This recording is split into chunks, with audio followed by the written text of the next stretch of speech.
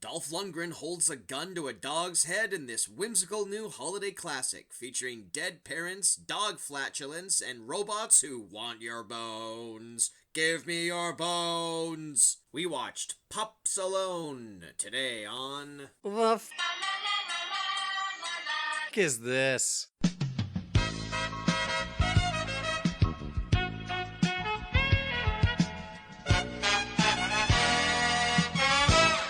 No sound check for the cat. Go ahead, buddy.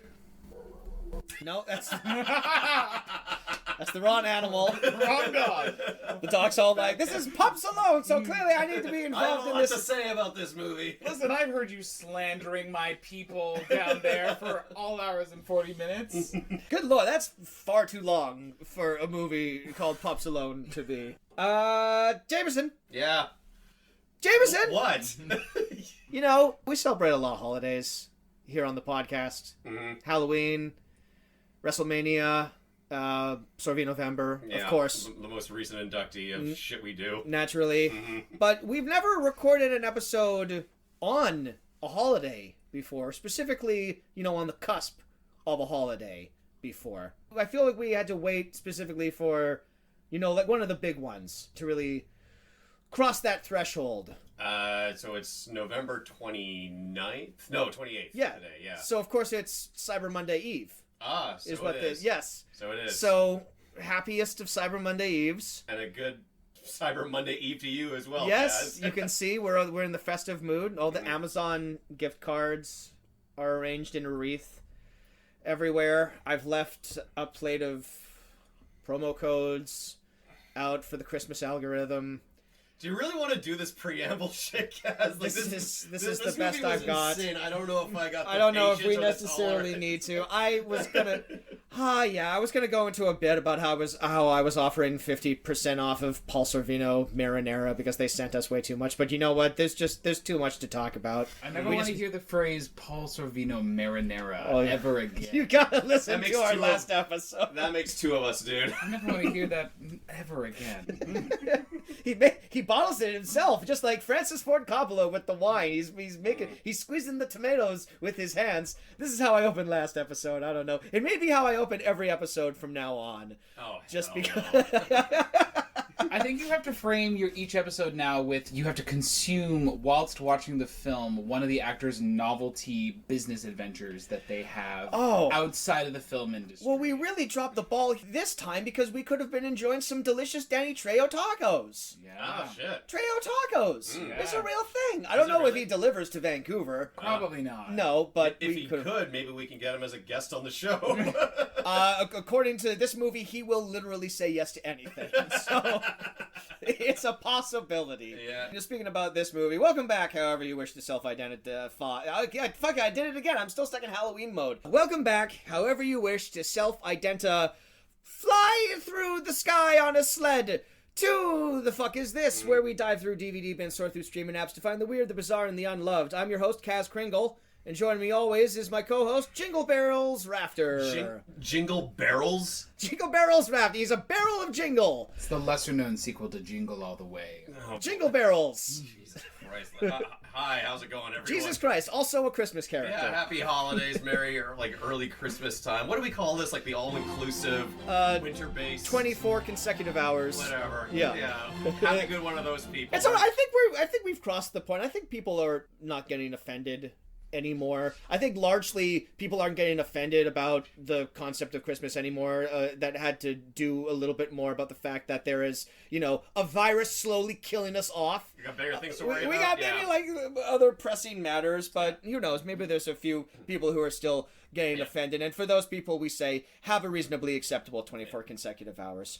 Yeah, but what we're doing here is we're recording our annual Christmas episode early because Kaz and I have some vacation days coming up, and we're going to do some traveling. We're going to we just figured we're not going to have any time throughout December to record our Christmas episode, so we're doing it at the tail end of November. So I was figured we'll get this out of the way really relatively quickly. And my God, like we picked the wrong movie. Well, we're finally doing what everybody else seems to do, and that's celebrate Christmas as soon as November rolls around.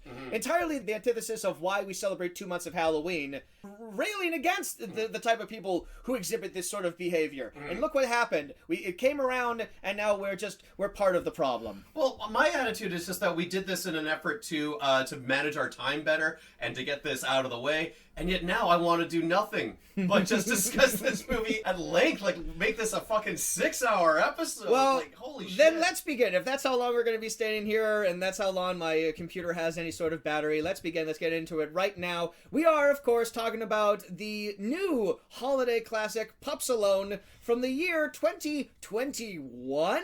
This movie dropped Wednesday. This is the most recent movie we have ever covered on this podcast.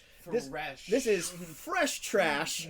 Yeah, we're getting a head start before inevitably all of the other podcasts jump on top of this because this is prime material. This was a COVID movie. Yeah. This was a film during COVID movie. That explains a lot, actually. So much. That explains how barren this movie was. How much corners were cut. Holy God. Wow. The amount of people they could get to actually show up on set. Only the desperate ones. Yeah. Only the most desperate actors in all of Hollywood show up for this. But yes, we're here to talk about Pups Alone, which, as the name indicates, is basically Home Alone but with dogs. And to do that, we have a fantastic guest. You've heard him on the mic, dear friend of mine. He's an artist, entertainer, and a musician, both as a member of the band Fun Park and his solo project Subtop. Eric Neal, thanks for coming on the show, mister. How are you? Hurt inside, but otherwise pretty glad to be here. A little dead. A little dead. And now you know how we feel all the time. A little deader. Just a little deader. That happened. That film. That film really happened. That experience. That cinematic experience. An hour and 47 minutes long? Longer than Home Alone. Well, there were so many characters they had to introduce and get through. And so many entrenched plot threads. To the fact that they couldn't even, just let us see it happen. They had to have a lightly... not animated, illustrated. Yeah, it's very important. There's no animation going on here. Yeah, that they dropped not even halfway through. They gave up after about 20 minutes. Yeah. I got a theory for that as well. But my God, I gotta say for this movie, like when you ran this idea by me, Kaz, is like, how about this movie, Pups Alone? And I was thinking to myself, sure, fuck it, why not? I mean, how bad can it be? It's essentially a ripoff of Home Alone, but with, I assume, like talking dogs or a precocious little dog and got little kids, and it's, it seems like pretty paint by numbers when you think of it. No! Holy shit, there are so many curveballs this movie throws at you. This movie's unhinged. This is one of the more insane films I think we've ever seen. This is a very off the leash sort of movie, if you will. Yeah, no, I saw the DVD cover image for this. I saw that this was something that was imminently about to get released. I asked myself the age-old question, the thing we've named our podcast over, what the fuck is this? Went on IMDb, and I was just like stopped dead in my tracks when I read off the cast list on IMDb. In order: Jennifer Love Hewitt, Keith David, Eric Roberts, Danny Trejo back on the podcast once again, Rob Schneider, Jerry O'Connell, Malcolm McDowell, Dolph fucking Lundgren. That is an unwell collection of people that desperately need to pay off a pool. Yeah, they really, really needed a check. I mean, a handful of those people literally will be in anything that you can throw a script at. Like, Eric Roberts famously will be in literally any movie that you even, casually, announce to him. Like, he literally showed up, still drunk, from the movie that he just wrapped before. He came from the wrap party of one movie to the set of Pups Alone. And then all of his script was just trying to get everyone, including the small child, drunk the entire time. Oh God! It was just like they went out of their way to censor so many things with dog puns, like what did they say, like this Shih Tzu and stuff like that. But then holy Shih Tzu, holy Shih Tzu, and all this other nonsense, and then there's just him being like, "Hey, let's get drunk." I'm like, what the fuck? Yeah. let's sort of like this is we're immediately going off on a tangent here, but like Eric Roberts is the main thing that I want to talk about because I didn't expect Eric Roberts to be like the most dialed in performance in the movie. He seems to be the only person that truly knows what movie he's in. He unfortunately is not in enough of it. No. He's in a solid amount of it though, just playing the CEO of a company who's hosting a dinner party at his chalet. Yes, and whose first name CEO Bill. Whose first name appears to be CEO. Yeah. Second name Bill. His name is Charles Elliott Oliver Bill. No, like he's hosting a dinner party, and I guess his character is just a couple of sheets to the wind, and Eric Roberts is like, you know what, fuck it, method acting. Let's do it. Let's get into it. How do you feel Eric Roberts' life must be like? Like since the accident, or in the shadow of Julia Roberts? I'm curious as to where you're going with that now. Well, what more do you know about Eric? Are you thinking of Gary Busey? I thought he was like a handsome leading man type, and then he was involved in some fire or a car crash. I think that's just good old fashioned plastic surgery, my friend. I think he was just trying to outrun the Reaper. I think he's just trying to. That just looked like Leather's trying to stay alive. Okay, but like you mean the shadow of Julia Roberts, like? Well, first the shadow of Julia Roberts, and then the inevitable rise of his own daughter, Emma Roberts, who's now like infinitely more famous than either of him, and he's just trying to overcompensate by just being in literally every movie. Like he's got something crazy like 500 IMDb credits, and we found the best one. Sure did. We nailed it. Right. What's wild is that this isn't even remotely close to the bottom of the barrel for Eric Roberts. Like this is like somewhere comfortably in the middle. Okay, but can I here's my casual thought about any actor's career is you're in a dark place when you make a dog movie. Every actor who's like gone to a dark place has made a dog movie. Cuba Gooding Jr. Like it's dark like, place. Place. That was like following an Oscar win. I know. And have we seen Cuba Gooding Jr. since? We saw him on an excellent O.J. Simpson miniseries not 5 years ago, which he won several acting awards for. And then it was revealed that there are multiple sexual assault allegations against him. So fuck Cuba Gooding Jr. is my answer to that. And you know what did it? It was the dog movie. It was the dog movie. It was 20 years removed. 20 years removed. He cracked finally. Yeah. But I will echo that sentiment that prestigious actors tend to be taking a slumming gig when they go do a family dog movie. Like what are the good dog films of the canon? What Beethoven? I mean, like Beethoven's the first one we think of. 17, and that kind of killed Charles Grodin's career because Charles Grodin had a great run there for a while with Midnight Run just being like the best part of any movie that he was in. Like whatever like small little Charles Grodin role you sprinkle throughout, he's always the best. And Beethoven was kind of like the beginning of the end for him because he just did like a handful of kids movies after that, and then he just retired from acting for a little while. Yeah, but that's not even a talking dog movie. Like talking dog movies are where like you're really hurting. Yeah, I'd have to say. Like a Homeward Bound remake. I mean, like from the 90s. I feel like Sally Fields and Michael Fox. That's a remake? Yeah, the original, it's based off of the original film, which does not feature talking, is a Disney film that 60s? That's right, The Incredible Journey. Journey. Right. Homeward you know Bound. what? I had completely forgotten about that. I think the first movie is called The Incredible Journey. I think Homeward Bound. Homeward Yes. Bound: The Incredible And then Journey. they had to give them celebrity voices because they couldn't just, throw a dog off a cliff again. No. And then... and have a dog be attacked by a bear again. I can kind of see why, because imagine this movie where the dogs are communicating to each other, but there's no celebrity voiceovers. It's just these very happy looking dogs just staring at each other. I gotta say, we were talking about how they were saving $1 on this movie. I think they've opened up a phone book and found the cheapest animal trainer they could find. Yeah, those animals did not do well. The biggest trick they did was they stood on their hind legs. And they did it so often! So to the point it was eerie, meerkats standing in a kitchen for no reason. I'll give you a little pushback on this. I thought the dogs did more than one trick. There was a few times when they were like, oh no, and they got them to cover their face with their paw. I thought the bulldog was actually a pretty good actor, Vinny P.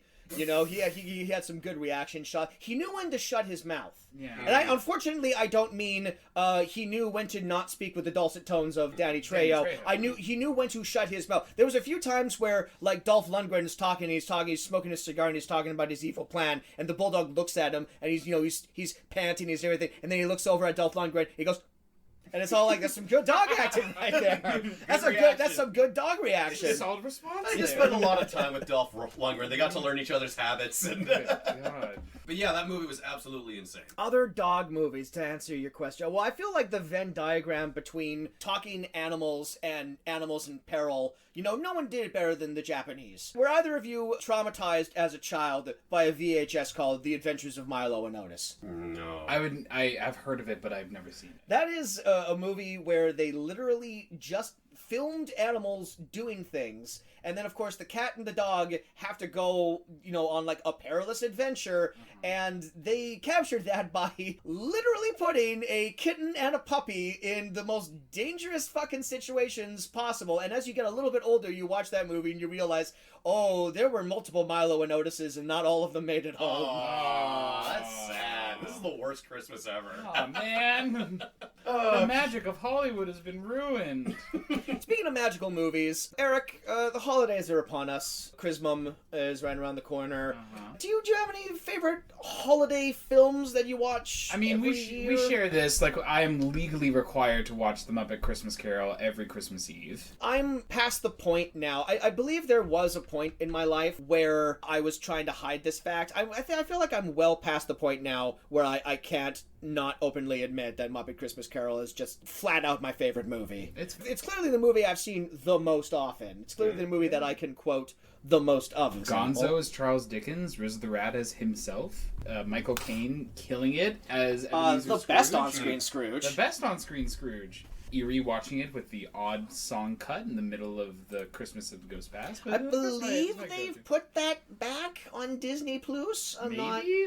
Yeah. Inexplicably reprised at the end without without any of the context in it. It's just like, sure, I guess this is happening. Fine. That's the yearly go-to. Any unconventional Christmas movies, like a Die Hard-ish type situation. Like Bad Santa. Something about something Shane Black had his fingers all over. Nothing of like tradition, but my usual experience is going home to my family's place, and my father just loves watching shitty, trashy TV. Like, he has watched The Big Bang Theory probably 14 times in its entirety. Oh, God. And also watched all 12 seasons. All 12 seasons. Like 22 episodes a season? Yeah, Jesus. He watches the finale and it's just all like, well, time for young Sheldon. It's just on all the time. Or oftentimes the other thing he watches is NCIS. So my annual Christmas tradition is to come home, become heavily emotionally invested in whatever weird cop show my dad is watching, and then immediately forget about it. I mean, there's a reason why NCIS is still on its 28th season with 5 spin-offs. Yeah. It's your dad. Yeah. They're gonna run out of holding up NCIS when he's dead. I don't know what they're gonna do with it. They're gonna run out of states at some point to have naval crimes units investigate murders. NCIS Yukon. It could happen. I mean, there's no water there. They couldn't have a naval unit. It's like the Arctic unit. Yeah. Gosh, there's water in the Yukon. This shows how much I know about my fucking country that I fucking live here. Oh man, I'm like the fucking ignorant American that doesn't know anything about Canada. It's like that's where they have igloos, right? Yeah. God damn it. Your dad and my mom share that. My mom loves The Big Bang Theory, even though she lives in Britain and can watch any number of amazing British sitcoms. But no, she chooses to watch Big Bang Theory. Chuck Lorre garbage. Yep. Jameson, what TV shows do your parents watch? Since that's the thing we're talking about currently right now. Anything to avoid Pups Alone. So Pups Alone begins. So we're diving into this. I just want to mention Pups Alone, of course, is directed by Alex Merkin. Now, neither of you laughed at that when that name came up, which makes me assume you might not know what a merkin is. No. Guilty, yeah, what the fuck. That's definitely a word that I remembered for some reason when I saw that name, and then I thought to myself, why do I know that? Why is that? And so I Googled it, and I was reminded of the fact that a merkin is a toupee for pubic hair. That is primarily used in porn shoots or in movies where I did know this. Yeah, it's primarily used for women to cover their sensitive dangly bits on film. So it's just kind of like it's a vagina wig, basically is what it is. Great band name. Vagina Wig or Merkin? Vagina Wig. Vagina Wig is pretty great. Great Yeah. band name. So what are you getting at? This is like a pseudonym? Like this is not a real... No, this is this guy's actual unfortunate Merkin. last name. Oh, that is unfortunate. Yes, but I also wanted to point out, because this is amazing, when I googled Merkin to remind myself of what a Merkin The was. Google image search results are a little suspect. So when you Google Merkin, there are the image 1 and image 3 are examples of Merkin, but for some reason the second image that pops up when you Google Merkin is just a photo of Jared Leto. I just wanted to share that because that's amazing. The world's most famous vagina. Jared Leto. I have no idea why that is, but yes. Maybe he gave one of those as a gift on the set of Suicide Squad. Oh my god! Oh boy. I can only assume it's up there due to his unfortunate facial hair, but Will Smith didn't mention the that's what he got. the vagina wig that he was gifted from the Joker on the set. What a crazy, twisted thing to have happened. How method. How How method. delightfully twisted. How damaged. Yeah. But anyway, So Alex, Pups Alone then begins. you don't want to hear about the cinematic career of Alex Vagina Wig? That's the last time I'll say that. I'm sorry. Look, I'm sure when he was born, Mr. and Mrs. Merkin didn't know that was... I'm sure that was a much... That was a term that came out much longer. I'm sure that last name has existed long before that. So that's the last time I'll make fun of Alex Merkin's last name. I'm sure he's a fine guy based on no information Based on this whatsoever. movie, you assume he's a good person? I just wanted to say he's worked with Dolph Lundgren before. Okay. He directed a movie called Altitude, which is Altitude or Altitude. Altitude. Altitude. Am I saying that Was it weird? altitude? Like is in al or altitude? Altitude. No, it's not a coming of age story for a young gay man. It's no, it's a Coming out in the heights. Out on a mountain. That's a great idea. Coming out on the mountain. Altitude and like a ski sex comedy, but it's for like the LGBTQ Love plus that for community. us. I love that. For us. No, Altitude is like a Die Hard on a Plane ripoff with Dolph Lundgren as a terrorist, but it also stars Chuck Liddell, Denise really? Richards, and amusingly an adult Jonathan Lipnicki. Oh no. This movie is on Amazon Prime, so this is my casual way of dropping that maybe we should watch it. We should do a Merkin March. Stop trying to make everything a fucking holiday. At this We're rate, doing it now. We're not even going to get through fucking Christmas Every this year. year. We're going to have to keep introducing new holidays. Jesus Christ. So Pups Alone begins with an opening narration from a snowflake that doesn't lead anywhere. Jesus Christ, you guys. Is it a snowflake? No, it's it's the voice. Spoiler alert! It's a talking It's dog. another talking dog. So he talks about how no two snowflakes are alike, and you never know if you're gonna land with like one of your own kind, if you're gonna get lost. It ain't easy being a snowflake. You go where the wind takes you. You aren't sure if you're about to land with some of your pals or on a pile of salt. You might be asking, is this a story about the journey of the little snowflake that could?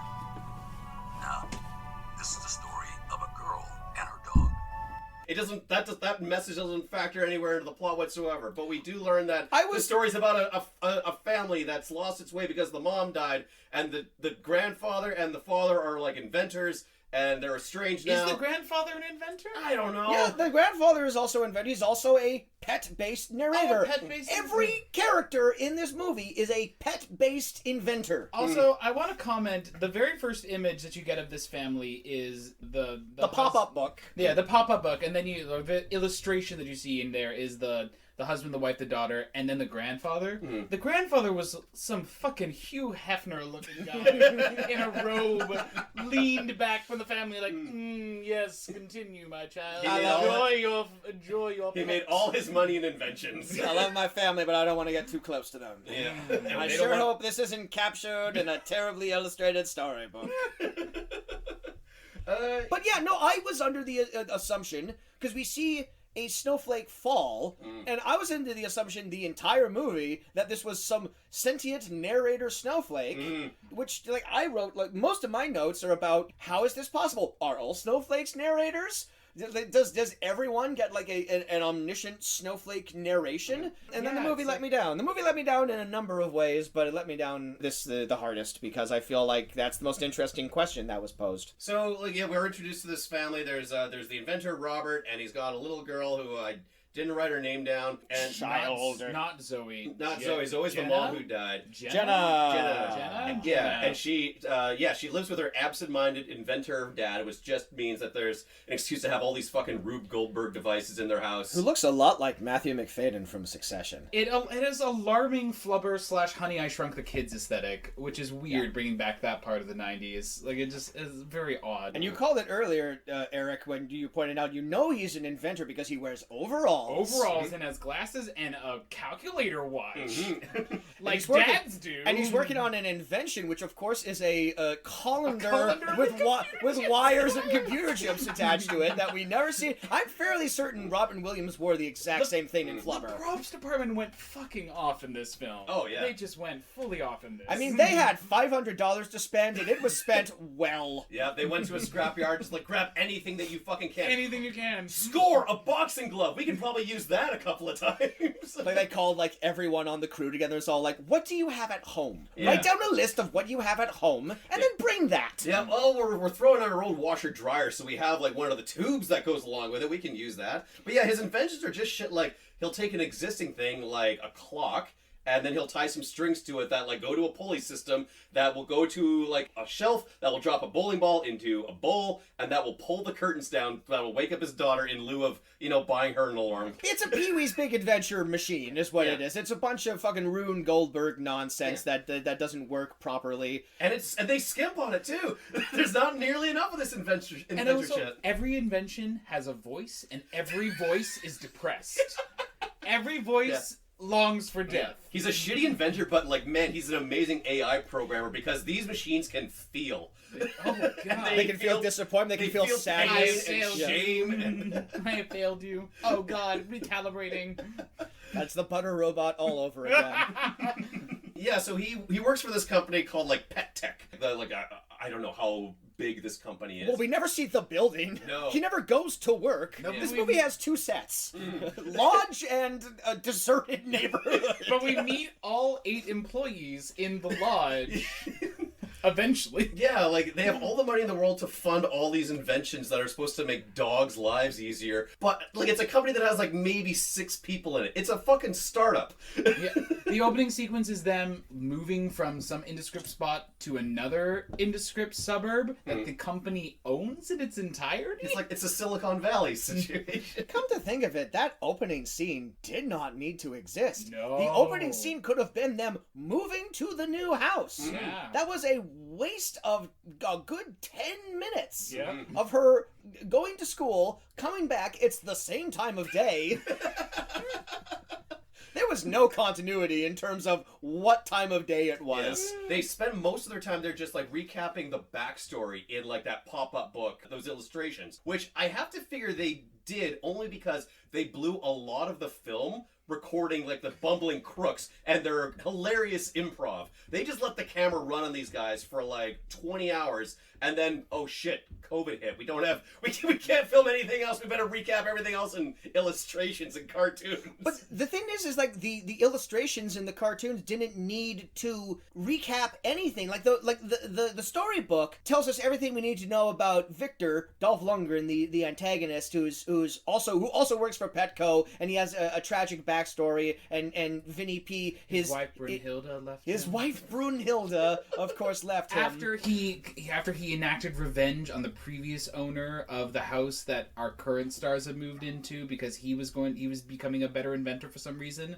His wife leaves him for being vindictive and cruel. Yeah, he does something to sabotage their toilet, and it got his wife soaked, and she left him for it, and now he's bitter and out for revenge. But the storybook tells us all of this, but then cuts back to, like, the real world thing, and Dolph Lundgren walks into the thing and introduces himself, and, hi, here's my entire backstory, and proceeds to just explain what the storybook has already shown us. Yeah. The storybook is largely useless. Yeah. It doesn't really add anything. It doesn't, like, fill us in. It just, like, tells me that these were scenes that were meant to be filmed in like a prologue scene or what have you, but they're not because COVID hit. But they included it in dialogue, and the storybook wraparound thing could be lifted out of the movie entirely, and you'd end up with a shorter movie than Home Alone, which this movie absolutely should be. This movie should not be longer than the movie it's ripping off. And yet.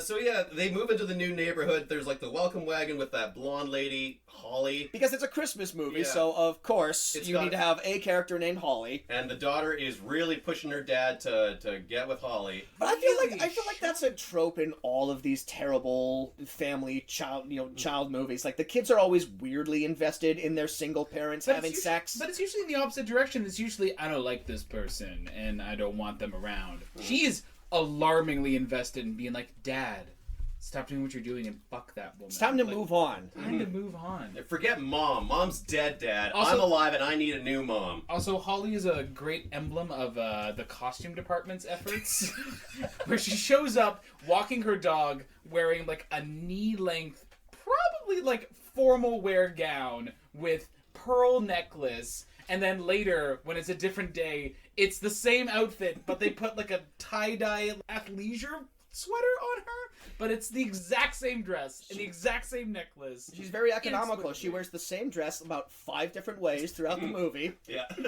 Robert is always wearing the exact same plaid shirt in every movie that he's in. Yeah. Yep. Every scene he's in. Yeah. It's weird how much we're talking about how cheap this movie, considering it was produced by Saban of all people. Saban. They got money, for Christ's We sake. buried the lead. I mean, like, they are most famous for producing a show that is mostly repurposed footage from another TV show. Yes. But from decades of doing that, you don't think they've saved a buck or two? I don't know. I like to think Chaim Saban is something like a dragon-like figure who's just sitting on his pile of money. I guess I should have said Scrooge McDuck, but I'm going with dragon. He's just Cool. he's just like, like gardening and everything. It's like, Chaim Saban, we need, everyone, you have to say his full name. Chaim Saban! That's how you summon him. What is Saban? You just say it I don't 3 know. times looking in the mirror. What has Saban done in the last... Other than the live-action Power Rangers movie? Probably Oh, I guess nothing. that was the live-action Power Rangers movie, but that was a flop. They make a shit ton of money on merchandising. Of course. Yeah, and like releasing action figures and shit like that. But I'm like, certain Really there screw the pooch on this one, am I right? Yeah. Hey, oh. amazing, greatest joke, greatest joke. But yeah, but I wouldn't be surprised if there's still a Power Ranger show going on right now, right? neither would I be, but Power Ranger and Ninja Wizard Force. Power Ranger, tax attorney, Oh yeah. You know. Oh, yeah. yeah. Power Ranger, Park Ranger. They're they actually finally get around to doing some actual ranging. Power Ranger Merkins. They exist. Oh. They gotta exist. It's a whole line of colors. Yeah. Pubic opinion is out on that one. Oh, criminy. I'm gonna cut to a commercial break now. We don't usually do this, but it It's seems a like the charity perfect spot, time. Yeah. On that lovely note, it's time for our charity spot.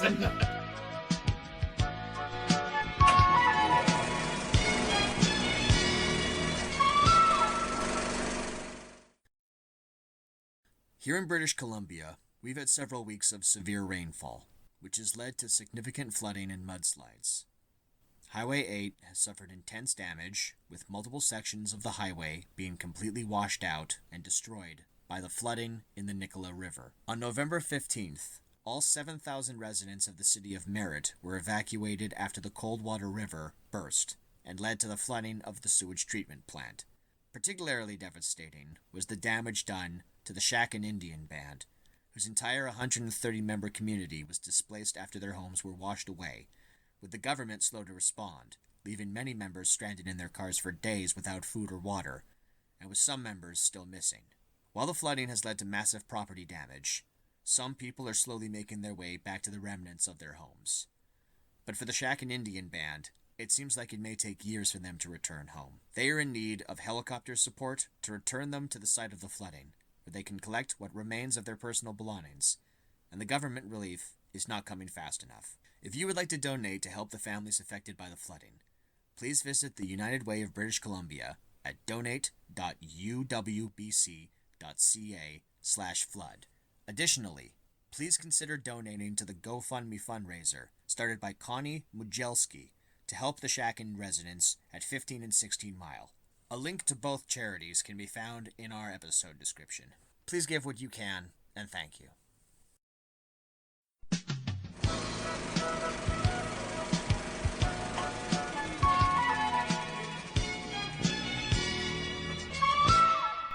So the father and the daughter just move into their fancy new neighborhood when they get invited to go to like the company retreat up at Big Bear, and they leave all the neighborhood dogs in the care of Michelle, who has like one scene. And is never seen again. Who's the character who disappeared, even though she is supposed to be caring for all of these dogs? Yeah. What's Grandpa Fred? What's his name? Grandpa Peter? Grandpa Peter comes back. Michelle just pieces out of the movie. She's all like, oh great, an indiscriminate old man that looks like I can knock him over with a feather. My work is done here. I got a letter from my son-in-law, and like, oh okay, well that checks out. I'm not going to ask for ID or follow up or anything. Take this living animal that I've been caring for. Also, Michelle's grandma gets robbed by the bumbling, improvising goons in a scene that goes absolutely nowhere and has nothing to do with anything. It shows you that they're wacky. They're so wacky. Yeah. God, like that director thought those two guys were fucking hilarious because he just let them do. He let the camera on them for hours and just let them do their thing. I mean, and they are not great improv partners. It's weird because if you're doing a Home Alone ripoff, this is the most integral part to cast because it's the thieves, it's the wet bandits, it's the things that you need to have in there. And despite how weirdly stacked this movie's cast is, the bandits are played by John Turturro's brother and the guy you get when Will Sasso isn't available for something. Boy, this is just like a bad night at the Improv. At least he kind of sounded like Joe Pesci. Well, that's the problem, is that inexplicably so. They're in like California. And, like, why are the accent choices? What is happening That's here? true. I mean, where was Home Alone set? Joe Pesci seemed a little out of place in the first Home Alone. Chicago. Yes. But then they put him in New York, and then he felt right at home. That makes more sense. The problem with this is that the first scene the two thieves are in, you can tell that both of them thought that they were Joe Pesci. And no one told them otherwise. No one so told it's Pesci which again. which. It's Pesci versus Pesci is what we're doing. One guy's here. doing a solid Joe Pesci one, and the other guy didn't think, okay, so I must be Joe Pesci. I gotta give it to, is it Lenny? Who's the tall one? Lenny and Benny, who cares? Lenny and Benny, It's impossible to tell. The taller Annie. The taller Annie was like, I gotta give it to him.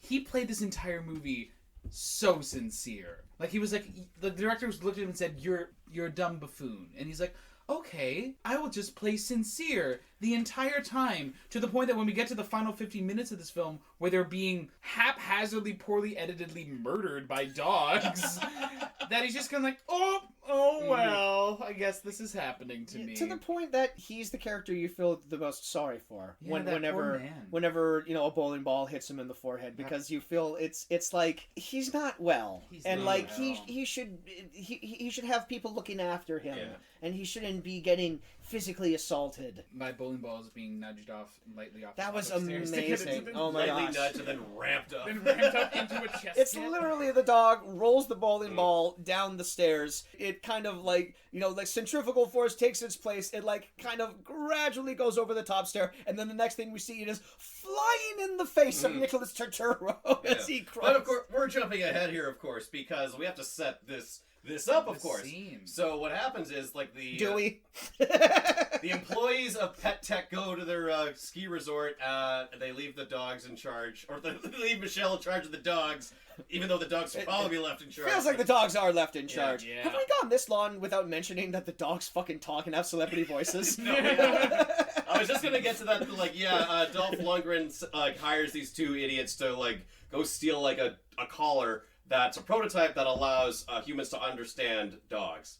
That's what he wants them to do a B&E for. Just like that Pixar movie, Finding Nemo. Yeah, sure. Made by a fancy inventor man. Yeah. You know. But we got dogs that are voiced by celebrities. There's Jerry O'Connell and Jennifer Love Hewitt, who are the voice of the border collies or whatever the fuck dog that was. The boring normie heteronormative dogs. There's Danny Trejo as the voice of the bulldog, who's like the sort of the mean tough dog that runs the dog father, and if that's not funny, he'll tell that joke 18 more times. And Rob Schneider is every other fuking dog in this movie. Inexplicably as the Chihuahua. Even in a movie where he voices a dog, he's playing a nationality, an ethnicity that isn't his. He can't stop doing it. He is mixed race, right? Like his wife. He's Filipino. Yeah, he's half Filipino. And he's married to a Mexican woman. But he thinks that gives him the right to play all of the races. There's just something uncomfortable by being like voice of Danny Trejo, Rob Schneider doing a Mexican accent. Yeah, Danny Trejo was not in the studio the day that Rob Schneider was recording This his is the second time that I can remember that exact thing has happened, because he was also in The Ridiculous Six. Terrible Netflix Adam Sandler movie where he's playing the Mexican, and he's actually on screen in that one to make it even worse, and he's got like the big mustache and the sombrero, and he has, I believe, a donkey that has constant diarrhea, and yeah, he's playing the Mexican even though Jorge Garcia is right there and he's in the cast as well. But I guess in both of these cases, both of those gentlemen took a look and it's all like, no, I'm not voicing it. Even though I would guarantee at some point in time, Danny Trejo was voiced a Chihuahua. Sure. That is not beneath him. There's probably other like talking animal movies where he's voiced a Chihuahua. My main context for Danny Trejo is Spy Kids. That's right. Playing the character of Machete. Machete, followed by the movie Machete, which is Spy Kids for adults. Yes. Yeah. But that does mean that Danny Trejo has played Machete 5 times now. 3 of them in family movies. He's a crossover character, beloved by all. So yeah, look, Dolph Lundgren, he gives the 2 goons the orders to go break into the homes. He's dressed as Santa Claus when he does it, as like to be inconspicuous about it. Even though Dolph Lundgren dressed anyway, he's the most conspicuous. But his opening scene where he's just walking across the street to introduce himself as like the friendly neighbor, he's the most conspicuous person you've ever seen. He's like a 6'5" muscleoid. Yeah. Let me just fill the time by just pointing this out here. Danny Trejo, 425 IMDb credits. I love that for him. Malcolm McDowell, like 10,000? 281. Interesting. I feel like he says yes to literally everything. I think most of these guys do. Come to think, like Keith David, 345. That makes a little more sense because he does a lot of voiceover work. Yeah. And then the clear winner, Eric Roberts, 655. The MVP of this movie for sure. 84 of them are in development. Nice. He has 84 movies that haven't even begun film. He will be in the blue for fucking like film projects until 2039. What do you think the chances are that all the scenes of him are filmed inside his house, and that's how you get Eric Roberts to be in your movie? Just like, you gotta come to me, and like I'll shoot like 6 movies in a day, but they all gotta take place in my living room, so I don't have to go anywhere. That explains the design of that chalet that we were forced to go to in Big Bear. Yeah, it explains why he's like clearly drunk and stumbling into scenes, because like, hey, it's my place, right? My rules. There's a scene at the chalet where Dolph Lundgren, trying to suck up to his boss, paints a watercolor painting of Eric Roberts.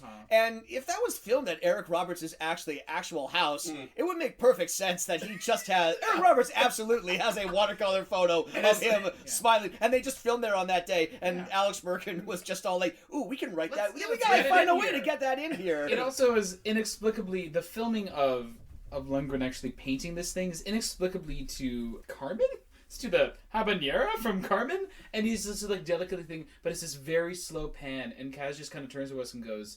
I just thought he was going to be masturbating. Because it's such a serial killer moment. It's very Hannibal Lecter. Well, also in that scene, like the walls of his room are just adorned with these like fake diplomas, for like anger. Most accomplished man. Anger management. There's like a clearly fake looking coat of arms for it, because like Dolph Lundgren's character is like Victor Von Manure. Yeah, so his coat of arms has like a shovel on it.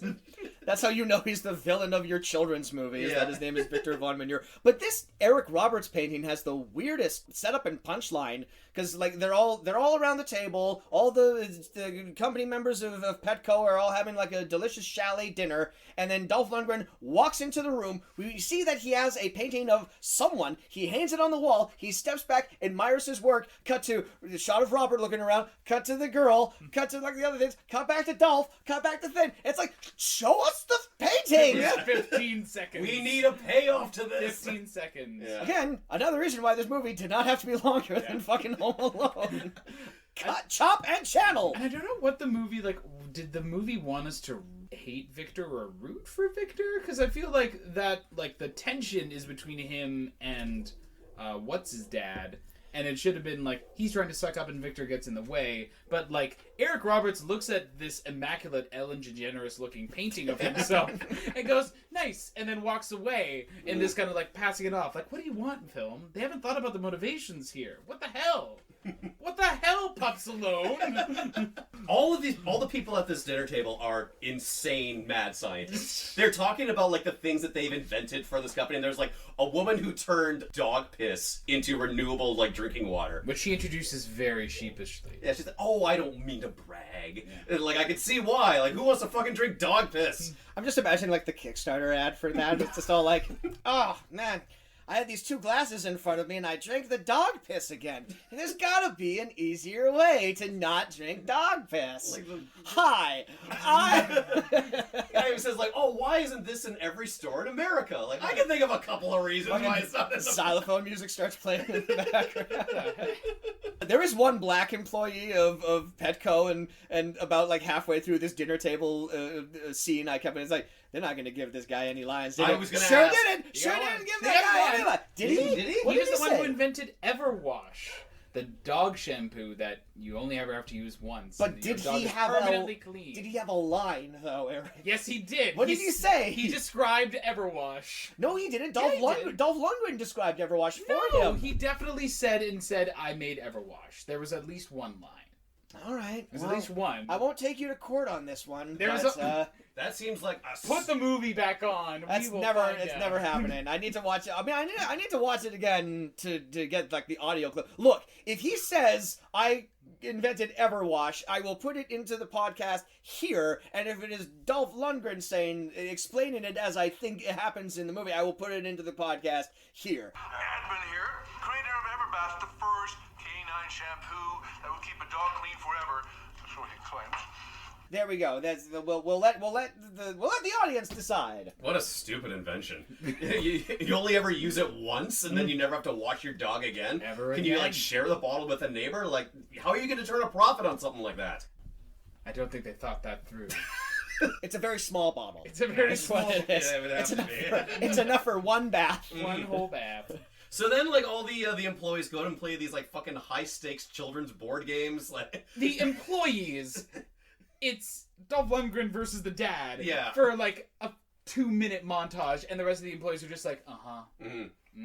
No, the employees are fucking into it. Oh yeah. It's like they're chest bumping and everything. Yeah, it's like life or death, and they're just like, yeah, and it's just like high stakes mousetrap. Dolph Lundgren's got his fucking deer hunter fucking headband on for like inexplicable reasons or whatnot. No, all the employees are into it. That's why I clocked like the one black employee is all like, yeah, fuck yeah. It's all like, this guy wouldn't give a crap about what these fucking white people are doing. He'd be in his room reading, trying to get away. He had one day on set. He needed to make it interesting. What he would be doing? He would be hanging out with wise bartender Keith David.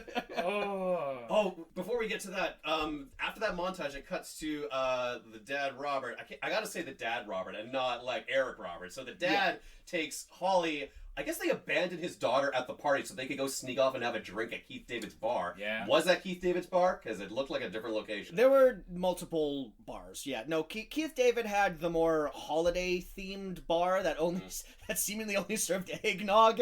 And had its door open in the middle of a snowstorm. I thought it was all the same bar because they had the weird like antler decoration. Because that's the bar in the closing credit scene that inexplicably the cops at the end. Oh, we gotta wait for that cop. We're gonna talk about that for like 20 minutes. Yeah, that's another fucking wacky cop movie. Yeah. Fuck, yeah. damn. We'll save that for later because there's so much fucking There's build so up to much it. happens before this movie. We didn't talk about Jerry, the employee who just can't stop getting hurt. Yeah. Half of the characters in this movie seemingly have vertigo. Because they can't seem to just like walk down a hallway without tripping over their own feet and then like falling over and then like hurting themselves in some hilarious way. Inventors. Yeah, they're all absent-minded, insane people. But yeah, there's a lot of extra characters in this movie that the movie really doesn't need. Like, there's that Jerry guy. There's Malcolm McDowell's dog.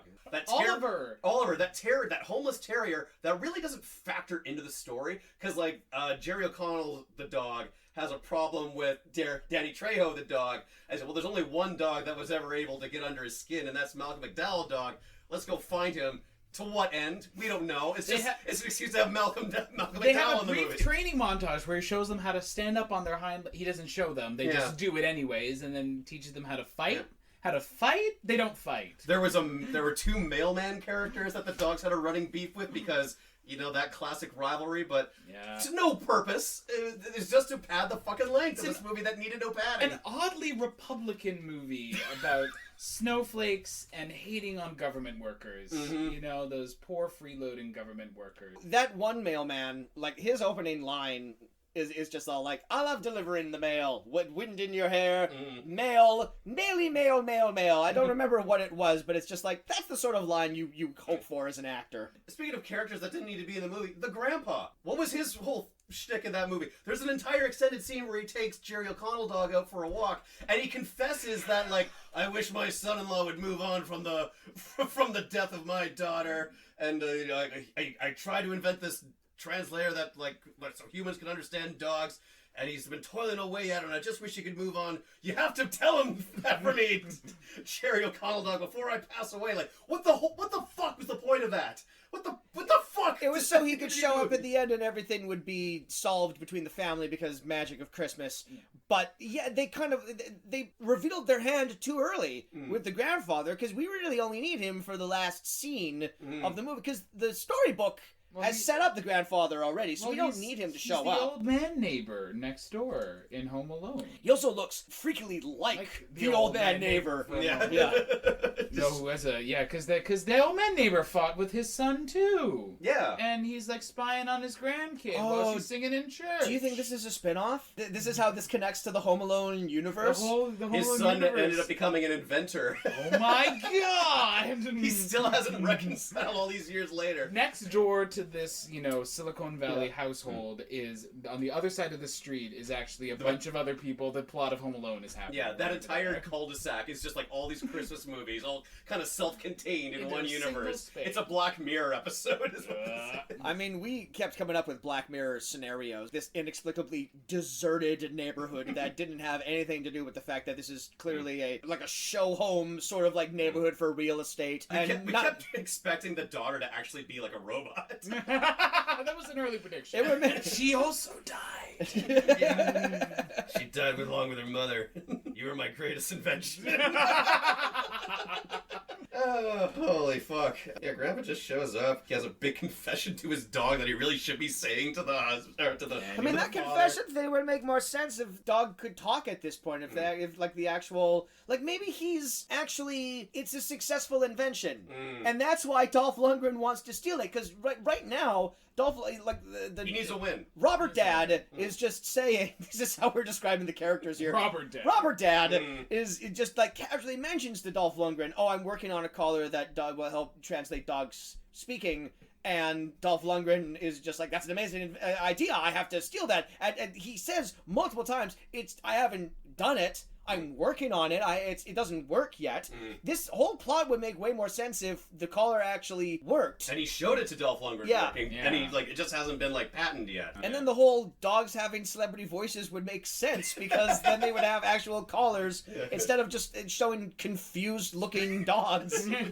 Because they're speaking their own dog language to each other that we eventually understand, I guess? So, Robert Dad goes to Keith David's bar because his relationship with his daughter is on the rocks because he, won't go skiing with Holly or something. And Keith David gives him some really fucking complicated advice.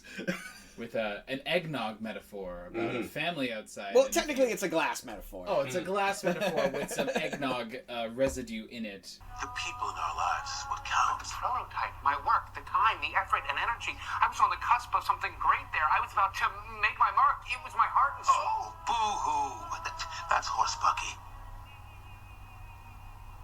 That little girl, she's your heart and soul. Like, he's playing a character literally named Wise Bartender. It reminded me of because Magical Black Man was a little too on the nose. Reminds me of the do you rather you see like the Britannic sketch, like every Academy Award winning film ever made? It was from like 2010. Yeah, sure. Just like it entirely encapsulated the friendly, black, optimistic advice. Yeah. It's like bleak Keith David, you deserve better than this. This is rough. Oh, He wasn't even trying. It's for a that dog one. joke. This is one of these characters that's written a certain way that it's meant to be endearing, but he just gets like a little too specific about certain elements. Like he really hammering home like the daughter like a little bit too much here. It's all like you got a special girl in your life. I believe I just met her. I mean your daughter. I believe he says like cherubic, angelic, you know, like little. It's all like it's like okay, this is the first time we're meeting you, Keith David. Like have you just been observing us from afar? Like when That's did the kind of you... man who took his daughter to like a promise ceremony, like when she was 13. Is that why he gave her the fucking ring on her the the ring? fucking thing at the end? That was inexplicable some ring weird at the fucking end. child marriage bullshit going Gave her on there. the one ring on a necklace that we Yeah. just presumed was like his dead wife's It is, ring. it is not. It is not planted. It is not brought up ever before. It is inexplicable. And let's not forget Keith David's classic line: "That's horse pucky." That's horse bucky. Because they can't swear in a kids movie. Swear. Even though they drop like a couple of hells, a couple of asses, a couple of... A lot of One of the goddamn. goons says, my balls! It was my balls. Yeah, covered his mouth just in the Lightly nick of time. That was take two. It's all like, Nick, you gotta cover your mouth at the very least. So, Dolph Lundgren only has a couple more hours to steal the shit. So he tells his two... Seemingly, Yeah, so for he tells reasons. like Lenny and Benny to go break into the guy's house. All the dogs rally together and set up all the cockamamie inventions to ward off the intruders. They each have their own superpower. They all have their important job to do. One dog's power is to eat chili and fart. Because of course it is. Because of course one of the dogs is fucking farting, and it's just. What are the other superpowers the dogs have? One is big. One is big and never used. We never see that Saint Bernard because I think we had the Saint Bernard running around, and then like the Beethoven's lawyers came up. Dog probably like ran away or What something. a cease and desist. I swear there was like another dog. There was like a Scotty dog or something, but like these dogs are so poorly defined and none of them. It's funny how like Rob Schneider is credited to all the other dogs. I don't remember the dogs talking other than the Chihuahua dog. There's the Chihuahua. There's the Saint Bernard. There's the Basset Hound who Basset Hound who farts. who says the same line like 3 times. Yeah, quoted about Excuse me. excuse me to everyone in the room for this sound coming out of my butt cheeks. All like, we get it, the Coming out dog of my farted. cheeks. You don't need to put so much mustard on it. It's fine. We get it. It's a farting dog. We understand. That was just the one line, and they like looped it a couple of times since he was paid once for that line. Now, where's the chili? I would like to apologize for what snuck out between my cheeks. So yeah, they set up all the fucking security systems to ward off the robbers, even though they are dogs and they can ward off a robber It's themselves. a good thing. Sorry, go ahead. And don't forget that they change over the 2 most important inventions that he has made. There's what is it? The bone collector that repeats, "Give me your bone, give me your bone." I am the bone collector. I will bury your bones. Give me your bones. Give me your bones. Bones, please. Your bones. The invention that's going to change the world. It allows a bone to be buried for a dog. So And- to save a dog hours. Robert Dad was clearly a big fan of mid-90s Denzel Washington movies. And don't forget what every person needs for their kitchen: the taco blaster. Okay, we could charitably talk for like 30 minutes just about these 2 inventions. Because one thing dogs love is other things burying their bones for them. They like to just have the bone. Yeah. But when it comes time to bury the bone, it's always you ever see a dog bury a bone? He just looks like fed up. It's just like it's the worst part of his day. There's It's got to just be a like, better way. It's hard labor out in the sun.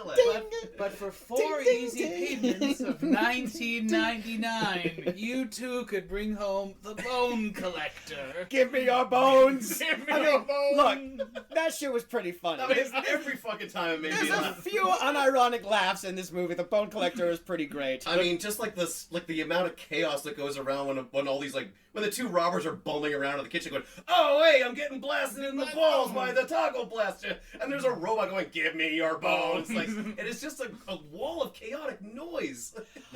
My problem with the taco blaster, it's really just a hot sauce deployment dispenser. It's meant for blasting tacos. Blast a taco. It's meant with to your blast a hot taco, sauce. but like when you call something the taco blaster, I want it to blast a taco at the out of it at the very least. Yeah. You So, know. like you have one slot for blasting like ground meat, one Yeah. for queso. Yeah, exactly. Yeah, all of the liquids. You know, like it should be like a soda fountain dispenser, but you know, you push one thing and like, you know, maybe some pico de gallo comes out of like one of it. Oh yeah, instead of like an ice dispenser, you get the but it's just ground beef. Yeah, there's a shell shack. That doesn't make any sense. I was trying to do an alliterative thing. I don't know. You know, it also doesn't make any sense why one of the fucking robbers called it the Taco Lady. Yeah, it doesn't even have a lady voice. Blinded by the Taco Lady. So yeah. Hey, did you just call it the Taco Lady? That's fine. We can't go back. We've already wrapped the day. Yeah, that's the thing. Like, fuck, there was a couple of moments where like they're improvising and like they're clearly not like on the same wavelength of where the scene is supposed to go. It happens a few times. I don't think they spoke one scripted word in that entire film. They're not great at improvising. Why waste time on screenwriting? Yeah, just when like, you can have them just make it good. Fuck, there's a scene where like they're tying up the family at the end and like the one guy's just shadowboxing. Hey, what are you doing that for? I don't know. Hey, you're pretty good at shadowboxing though. Oh wow. It's not just the dialogue, it's all of the situations that the robbers are in too. There's the scene at we forgot to mention the diner is called Cronies. Oh yeah, Cronies. Which is amazing. Cronies Grill. Look, kind of a small detail, but that is a huge missed opportunity, because as soon as I found out that the thing was called Cronies, I'm like, oh, is it going to be filled with like thugs? This is just like the Thugs bar, but instead of like a bar, it's like a nice like Applebee's. What it should have been was like Dolph Lundgren needs to go recruit some fucking goons to do his gooning, so he knows these two guys who work in the kitchen at Cronies. So he goes to Cronies to get some cronies. That would make way more sense than him just knowing the two thugs automatically and then just calling them on the phone. If you have a set location called Cronies, if your design team has built up the logo for Cronies, have him go to Cronies and meet his cronies. And it would also save us having to watch the two nothing scenes of them awkwardly robbing blind grandmother Michelle's house, and also the weird introduction scene that makes no sense. Yeah, they're just like bickering in front of like a money mart about nothing. About donuts. They were bickering That's about what it donuts. was, yeah. And like even when they're not talking, so when they're at Cronies and Santa Dolph Lundgren is talking to Nicholas Turturro, the other guy, Benny or whoever, we can see him out back and he's doing some business with an inflatable snowman. He's doing something with that. You're doing something to that snowman. But yeah, exactly. Something being the operative word, because the window is all frosted or whatever. So whatever business or snowman shenanigans he's doing, we can't see it properly. At one point in time, it looks like two other guys come into the frame and start beating the crap out of him. Whatever it was enough to bring violence upon him. What's going on? We have no idea. It's so poorly defined. But we see the snowman again. He steals it. Oh, he comes back. Yeah, it's like the only real snowman that's in this movie. Everything else is just like augmented reality decorations. They save so much money by skimping on set design. The horrifying CGI, the CGI snowmans, the CGI Santas, the CGI kibble. It would be cheaper to just get like a bag of dog food than it is to CGI. It was unnecessary because the only reason it was there was like the machine wasn't working, and then all of a sudden a bunch of kibble gets thrown at a dog. Just take a handful of kibble, throw it at the dog. You know, the dog will be so happy. He'll be in heaven. Yeah. It'll be the best day ever for that dog. Yeah, some man's animal abuse is another man's. That's a happy-looking dog. So the family comes home. Dolph Lundgren he's with them, and the goons immediately point him out as their boss. And I just realized it feels like the plot of this entire movie all takes place in the same day. Yeah, and I mean like from that's why they don't change clothes. And yet it is at least 2 weeks. And I mean like the entire plot, from them like living in their old house to them moving to the new house to them going to the lodge, to them coming back from the lodge, all the same day. It was not a long move. It was covered in a fucking like not even animated. I felt like the only scene at night was at Wise Bartender's bar. Yeah, and then when he goes back to see his daughter, it's daytime again. Yeah. So Dolph Lundgren, he's got a gun pulled on Jerry O'Connell dog, threatening. It's a trank gun. It's a trank gun. But there's so many shots of him just pointing a gun at a dog's head. In this seemingly family movie, just replicating the scene of the National Lampoon magazine. Yeah. Inexplicably, we're in a hostage situation. Yeah. He says, like, sign over the rights to the dog translation caller to me. Danny Trejo tries to talk him down through Jerry O'Connell's translator, which is an amazing scene because it's Danny Trejo as a dog getting translated by another dog through a robot voice. And the sequence of event is like, no, don't do it, Victor. It's not worth it. Don't do it, Victor. It's not worth it. Charlie, translate. Got it. You're better than this, Victor. You're better don't have to do this. Can we talk about this some other time? No. The time is now. Things haven't been the same since she left. Things haven't been the same since she left. I know. We know you're sad. We know you're sad. It's hard for you. It's hard for you. Benny P, I don't want to hear this right now. Can we take this somewhere else? You're lonely. You're lonely. I miss her too. That- I miss her too. 5 minutes of this movie. That nearly broke me. You would have to commit me to an insane asylum. You're after saying that he's holding the gun against the dog's head to get Robert Dad, inventor, to sign over the thing. He's already done that. Yes. There's like a whole extended bit where he's all like, sign here, initial here, sign the pink thing here. Yeah, my lawyer wants all this done, and then he folds the thing up, and so he's won. Yeah. He's ostensibly won. He owns the dog collar thing. Aha! I'm gonna kill your dog. What are you doing, Dolph? You've already won. Get out of here. What are you doing, Dolph? You've already won. The scene is also inexplicably soundtracked to like the Battle Hymn of the Republic. Like you just hear trebles like, glory, glory, hallelujah, where they're talking about a talking dog collar. You turned out to be a good guest to get on this episode because you get all of these like you know the actual names for all of like these like classical like medleys. Well, it was just like, why is like I guess this is free. You could this is free, but why this? All the best Why royalty this? free I mean, music the music throughout this was just terrible because it wasn't cut and edited to the scenes. They just let the music play. Yeah. It just starts in the middle of a scene, and then it'll play throughout a scene change, and then it'll just stop, I guess, when the music stops. There is an alarming amount of very neutral, not exciting music happening over the 15-minute sequence of the burglars getting beat up by these dogs. Mm-hmm. Like, it is long, and the music does not change once. And some other times we get a straight-up rip-off of the John Williams music from Home Alone, but not during the Home Alone part of the movie. It's during like the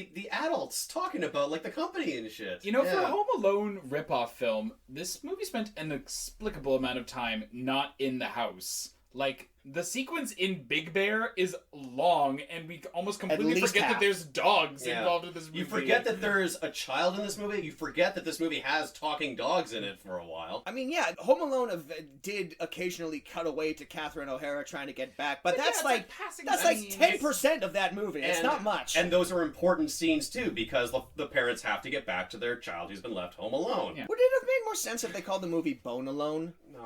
No. Give me your bones. Does Bone Alone sound too much like the porn parody? Yes. All right. Yeah. Oh man, now I'm thinking of the porn parody of Home Alone. Bone Alone? That's not good. Bone Alone That's not good That's in just any a way. webcam on a guy jerking off. Yeah, Bone Alone is just when you Dolph masturbate to Lundgren. John Williams, you know? There's no good way to do a porn parody of Home Alone. Merry Christmas, everybody. Because it's a home invasion, Yeah. and there's a child involved, so it's not... The only good way a Home Alone parody works is if it's an adult Kevin, and he's fucking the Wet Bandits. They're called the Wet Bandits! Yeah. I got it, it works so... You know what? I'm writing down Bone Alone. This is an idea. This is an idea for later. This is how we make our first millions. All right. Starring Alan Merkin.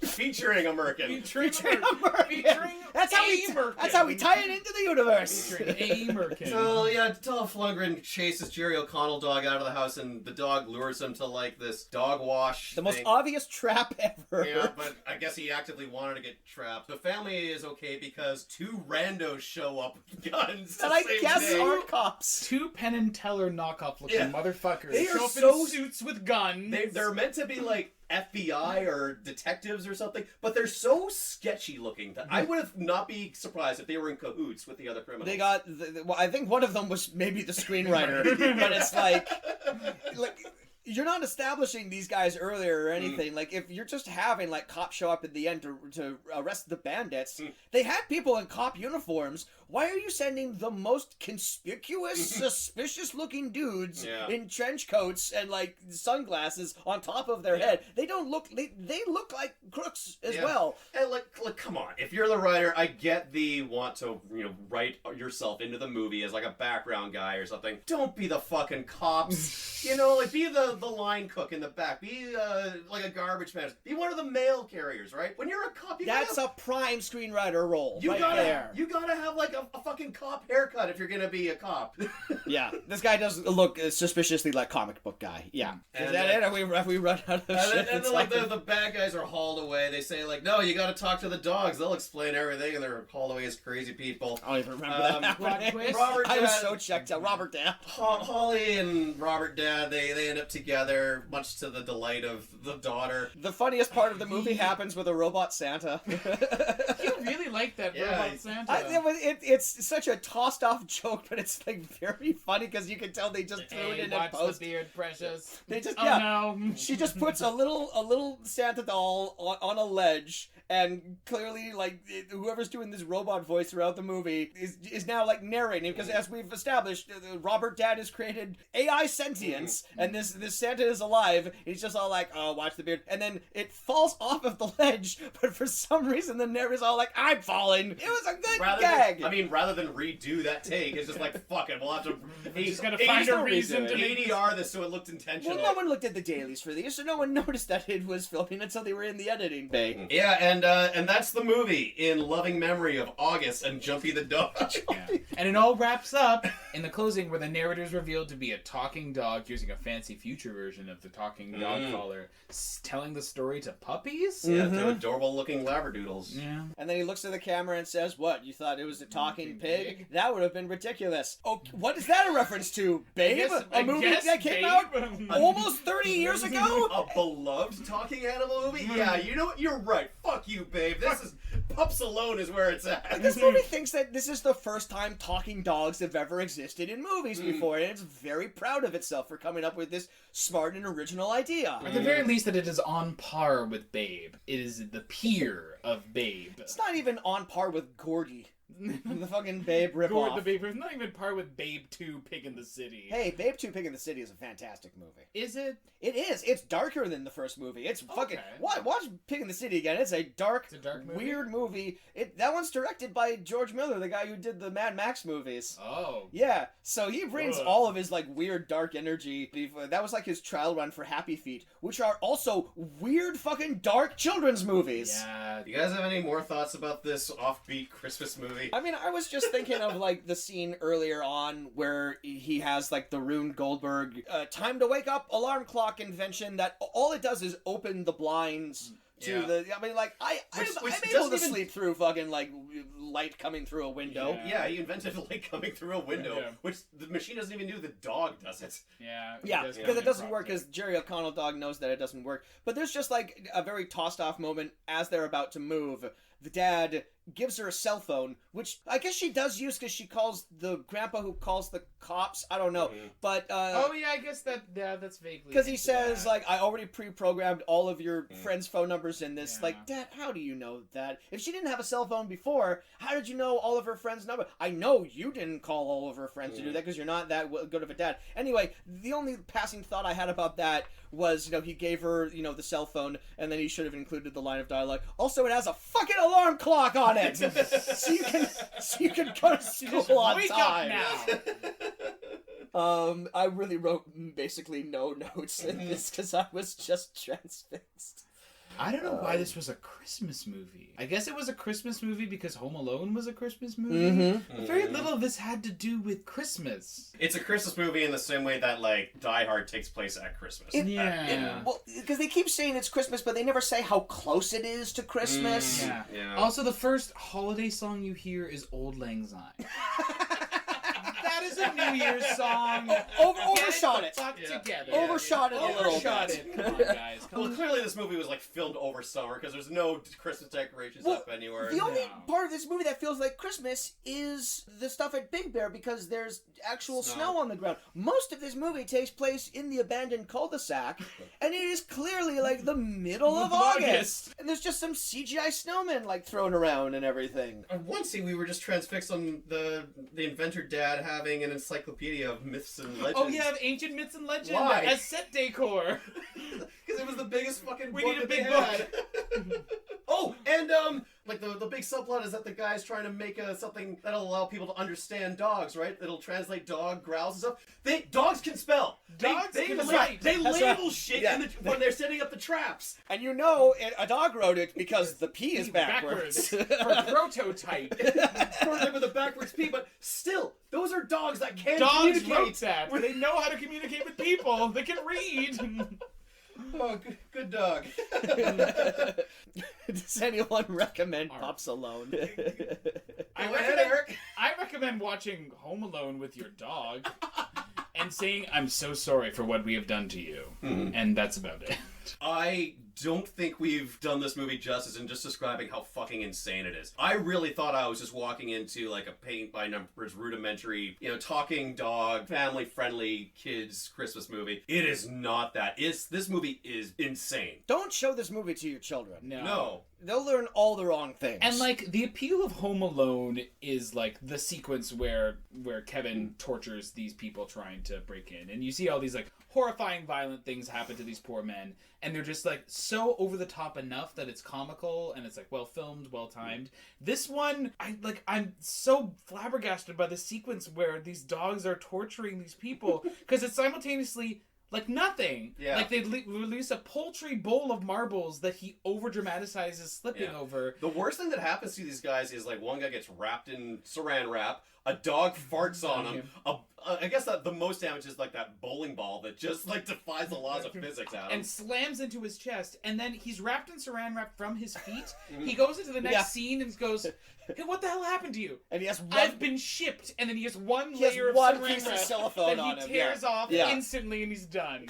I would say that the worst thing that happens to them is Nicholas Turturro gets hot sauce in his eyes and then he tries to wash it off With isopropyl. Yeah, with pure isopropyl, 90% alcohol. That would blind you immediately. Yeah. He should be crawling around on his hands and knees for the rest of the movie. He would have no eyes left. They would burn out of his socket. Followed by a confusingly long sequence where one of them tries to let off a cherry bomb in a toilet. And then, yeah, and Is then that their calling card? I guess so. That's the Wet Bandits reference. But then the wick inexplicably stays going in the water and then goes off. Then they cut back to it, and the wick is back on. Then they cut away from it, and the wick is they back don't on. know. They don't know how to do gags. They just don't know how to do gags, and the way to do gags is to just like stay on a moment for long enough to see if it's funny or not, which is perfectly encapsulated by the last thing we see in the movie, a callback to our two wacky cops, and they're just Eating hot dogs. over the credits. They're just in Keith David's bar, and they're just like eating sandwiches and nodding, and we're all like,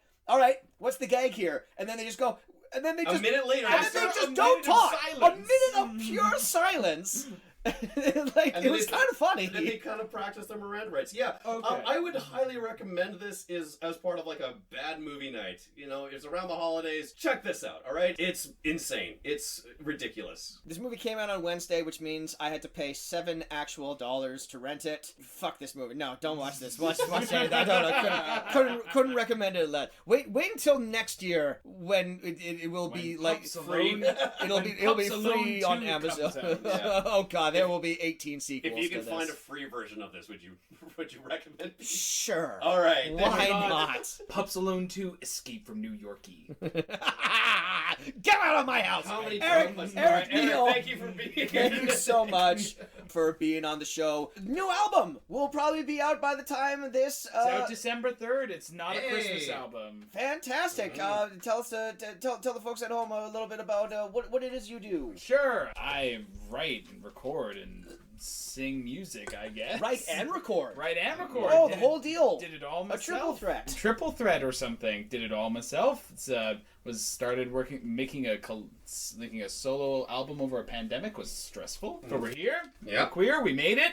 We're still alive. Coming out December 3rd. If you want to listen to it, most of my other shit is still available on Spotify and on Apple Music and all other streaming spaces under Sub Top. It's SUBTOP. It's a pun on Sub Pop Records.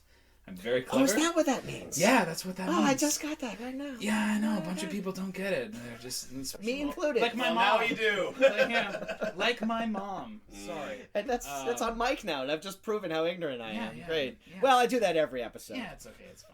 Album's out December 3rd. It's called that. If you want to give me money for it, you can also buy it on Bandcamp. In fact, if you want to give most people money, you should buy their things on Bandcamp, because Spotify and Apple Music does not pay very much. Do you have anything you want to recommend people check out? Maybe an album that people can buy on Bandcamp. Sure. There's this self-titled one will be out December 3rd. There's one that I made back in 2020 called I Carry My Heart in a Pail, also by me. Or you can check out, for more fun, dumb stuff, there's a great band that I'm part of called Fun Park. We released an EP made a number of years ago that finally got released over 2020. Fun Park, named after Castle Fun Park. R.I.P. R.I.P. Is that gone now? Well, it's flooded. Underwater. Ooh. It's underwater right now. So it's probably not bouncing back. I don't think Probably shouldn't bounce back. I don't think part of that castle should not bounce back. Those Chuck E. Cheese knockoffs are not going to probably The survive carpets that. in the mini golf course were dubious enough as it is, let alone now that they're submerged in sewage water. Fun! Park! Fun park! There we go. Tying it all together. Jameson, anything you want to recommend to people at home? Right now I'm going through Narcos Mexico Season 3. I don't get the negative hype. I think it's an awesome season. I recently started watching that live-action Cowboy Bebop, which... Oh! You know what? Give it to the third episode before you pass judgment, because the first two episodes, I think, were a little rough, and they're trying way too hard to kind of capture, like, an animation style. But by the third one, I think they kind of found their groove a little. And I kind of think with more money and a season 2, they'll have like ironed out all the kinks. So far I'm all right. And today I went to a friend of the show, Kate's restaurant, Heirloom, and that's great. It's a nice little vegan restaurant, so go check that out. Okay, cool. I didn't even know she worked there. So Oh, yeah. there we go. Actually, you know what? I did. I didn't know that. I lied. It's great. I lied. Nice save. Great. Thank you. I did know that. I didn't know that. I'm a liar and I'm ignorant. I saw a great movie the other day. It's called Come On, Come On. It's in theaters right now. It's from Mike Mills, who did 20th Century Women and Beginners. It's a movie. It's Joaquin Phoenix's follow-up to Joker. He's much better in this one. It's a charming little black and white indie. It's one of those great movies that's not really about anything, which of course means it's about everything. It's him hanging out with his nephew because his mom has to go and check his father into a facility because his father is bipolar, and so it's kind of like a split thing between the mom, who's played by Gabby Hoffman, who's really good in that, trying to deal with that, and then Joaquin Phoenix just bonding with this kid, and this kid is just I believe his name is Woody Norman. He just gives one of the great kid performances. I just watched this movie. I'm all like, well, this is just like, like a kid just like reacting to stuff. It's just, the kid is just sort of like reacting to the situation. It seems very off the cuff. Then I looked it up and it turns out this kid is British. And so I'm like, oh, damn. So he was giving like a full performance the entire time because there's not a hint of accent at all. And so that's just a lovely movie and made me cry at the end. I like that a lot. So yeah, go check that out when that's in theaters. Yeah, and that was Pups Alone, directed by Alex Merkin. If you liked this episode, please check us out on all of our social media. We're on Instagram at the F is this podcast. We're on Facebook at the fuck is this. We're at Twitter at... Oh, the F_ is this? Great, because I'll never remember it for as long as we do this, so I'm always going to have to point out you. If you're listening to this on Spotify and you want a more visual element, go check out the episode on YouTube, because Jameson ties this all together with pictures and sounds, and it's great, and you can watch that. And if you're watching this on YouTube and you're just all like, I hate my eyes, you can go over to Spotify, because we have that on that. Jameson, send us home. All right. 2 lines. Alone! Sorry. Go ahead. I should have quit while I was ahead. All right, so I was just going to say, like, the line that I think is always, like, a very nice message is, that was, like, repeated in this movie was, it ain't about the size of the dog in the fight, it's about the size of the fight in the dog. But then Eric Roberts said something that I think is a much more appropriate line to set us off on. Let's get drunk.